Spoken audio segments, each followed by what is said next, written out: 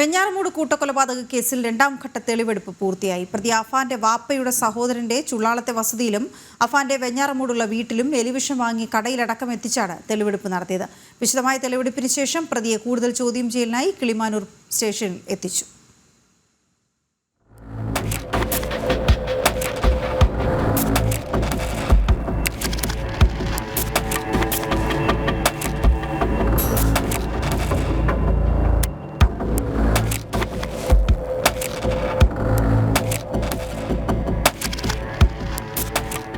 വെഞ്ഞാറമൂട് ചുള്ളാളത്തെ അഫാന്റെ പിതൃസഹോദരൻ അബ്ദുൽ ലത്തീഫിന്റെ വീട്ടിലാണ് തെളിവെടുപ്പിനായി ആദ്യം എത്തിച്ചത്. ലത്തീഫിനെയും ഭാര്യ സാജിദയെയും എങ്ങനെയാണ് കൊലപ്പെടുത്തിയതെന്ന് പ്രതി പോലീസിന് വിശദമായി കാണിച്ചു കൊടുത്തു. സാമ്പത്തിക പ്രതിസന്ധിയിൽ കുറ്റപ്പെടുത്തലിന് പ്രതികാരമായാണ് ലത്തീഫിനെ കൊലപ്പെടുത്താൻ പ്രതി അഫാൻ തീരുമാനിച്ചത്. കൊലപാതകം കണ്ടതിനാലാണ് ഭാര്യ സാജിദയെയും കൊലപ്പെടുത്തിയതെന്നാണ് പ്രതി പോലീസിന് നൽകിയ മൊഴി. അബ്ദുൽ ലത്തീഫിന്റെ വീട്ടിലെ തെളിവെടുപ്പിന് ശേഷം സമീപ പ്രദേശത്തെ ആളൊഴിഞ്ഞ പുരയിടത്തിലും അഫാനെ എത്തിച്ച് തെളിവെടുപ്പ് നടത്തി. കൊലപാതക ശേഷം അഫാൻ ഉപേക്ഷിച്ച അബ്ദുൽ ലത്തീഫിന്റെ മൊബൈൽ ഫോണും കാറിന്റെ താക്കോലും തെളിവെടുപ്പിൽ പോലീസ് കണ്ടെടുത്തു. വീടിന് സമീപത്തെ ആളൊഴിഞ്ഞ പുരയിടത്തിൽ നടത്തിയ തെളിവെടുപ്പിലാണ് ഇത് കണ്ടെടുത്തത്.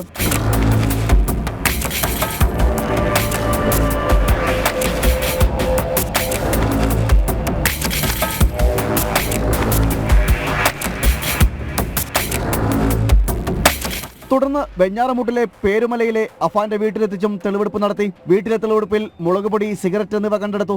തുടർന്ന് മറ്റ് 5 സ്ഥലങ്ങളിലും തെളിവെടുപ്പ് നടന്നു. അഫാൻ എലിവിഷം വാങ്ങിയ വീടിന് സമീപത്തെ കടയിലും തുടർന്ന് മുളകുപൊടിയും പെപ്സിയും വാങ്ങിയ കടകളിലും കൊലപാതകത്തിനായി ചുറ്റിക വാങ്ങിയ വെഞ്ഞാറമൂട്ടിലെ കടയിലും ബാങ്ക് വാങ്ങിയ കടയിലുമാണ് തെളിവെടുപ്പ് നടന്നത്. തെളിവെടുപ്പിൽ പ്രതിയെ കച്ചവടക്കാർ തിരിച്ചറിഞ്ഞു. കൊലപാതകം നടന്ന ചുള്ളാളത്തെ അബ്ദുൽ ലത്തീഫിന്റെ വീട്ടിലും പേരുമലയിലെ അഫാന്റെ സ്വന്തം വീട്ടിലും അടക്കം 7ഓളം സ്ഥലങ്ങളിലാണ് ഇന്ന് തെളിവെടുപ്പ് നടന്നത്. തെളിവെടുപ്പിന് ശേഷം കിളിമാനൂർ പോലീസ് സ്റ്റേഷനിലെത്തിച്ചു. ഇനിയുള്ളത് കൂടുതൽ ചോദ്യം ചെയ്യലാണ്. കൂടുതൽ ചോദ്യം ചെയ്യലിന് ശേഷം നാളെ കോടതിയിൽ അഫാനെ ഹാജരാക്കും.